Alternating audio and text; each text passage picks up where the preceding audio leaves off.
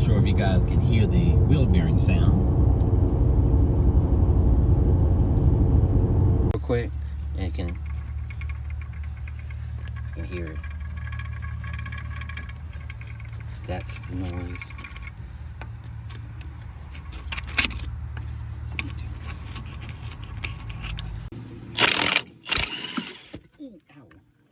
For the 2014, 2017s, it's SKF, all right? Now, just show you the difference. This is the original one from 2015.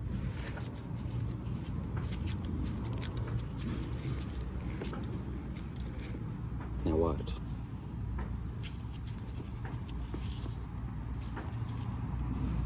It's very hard to get it to turn.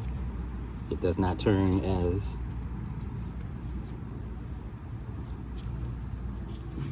the other one.